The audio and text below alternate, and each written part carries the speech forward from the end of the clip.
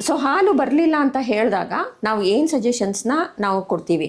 So ಫಸ್ಟಾಗಿ ಅವ್ರಿಗೆ ಹೇಳೋದು, ಈಗ ನಾವು ಡೆಲಿವರಿ ಮಾಡಿದಾಗ ಅಥವಾ ಸಿಸೇರಿಯನ್ ಮಾಡಿದಾಗ ಫಸ್ಟು 2 ದಿವಸ ಆದಮೇಲೆ ಅವ್ರಿಗೆ ಈ ಲ್ಯಾಕ್ಟೇಷನ್ ಅನ್ನೋದು ಎಸ್ಟಾಬ್ಲಿಷ್ ಆಗೋದು, ಅಂದರೆ ಹಾಲು ಸ್ವಲ್ಪ ಸ್ವಲ್ಪ ಉತ್ಪತ್ತಿ ಆಗೋದು. ಈ ಟೈಮ್ನಲ್ಲಿ ಅವರು ಚೆನ್ನಾಗಿ ಊಟ ತಿನ್ನಬೇಕು. ಅಂದರೆ ಕೆಲವರೆಲ್ಲ ಬರೀ ಹಾಲುವನ್ನು ತಿಂತಾ ಇರ್ತಾರೆ, ಕೆಲವರು ಬರೀ ಬ್ರೆಡ್ಡು, ರಸ್ಕು, ಕಾಫಿ ಈ ಥರದ್ದು ಕುಡಿತಾ ಇರ್ತಾರೆ. ಇದಕ್ಕಿಂತ ರೆಗ್ಯುಲರ್ ಫುಡ್ ಏನಿರುತ್ತೆ, ಅಂದರೆ ಸೊಪ್ಪುಗಳಿರ್ಬೋದು, ತರಕಾರಿ ಇರ್ಬೋದು, ಹಣ್ಣಿರ್ಬೋದು, ಇದನ್ನು ಅವರು ಚೆನ್ನಾಗಿ ತಿಂದಾಗ ಹಾಲು ಬರೋಂಥ ಚಾನ್ಸಸ್ ಜಾಸ್ತಿ ಇರುತ್ತೆ. ಹಾಗೆಯೇ ಅವ್ರಿಗೆ ನಾವು ಸ್ಟ್ರೆಸ್ ಕಡಿಮೆ ಮಾಡ್ಕೊಳ್ಳಿ ಅಂತ ಹೇಳ್ತೀವಿ, ನಿದ್ದೆ ಸ್ವಲ್ಪ ಚೆನ್ನಾಗಿ ಮಾಡಿ, ರೆಸ್ಟ್ ಮಾಡಿ ಅಂತ ಹೇಳ್ತೀವಿ, ಜಾಸ್ತಿ ಸ್ಟ್ರೈನ್ ಮಾಡ್ಕೋಬೇಡಿ ಅಂತ ಹೇಳ್ತೀವಿ. ಅದೇ ಟೈಮ್ನಲ್ಲಿ ಕೂಡ ಕೆಲವೊಂದು ಮೆಡಿಸಿನ್ಸ್ ಕೂಡ ಬರುತ್ತೆ. ಸೊ ಇದರಿಂದ ಹಾಲು ಉತ್ಪತ್ತಿ ಆಗೋ ಚಾನ್ಸಸ್ ಚೆನ್ನಾಗಿರುತ್ತೆ.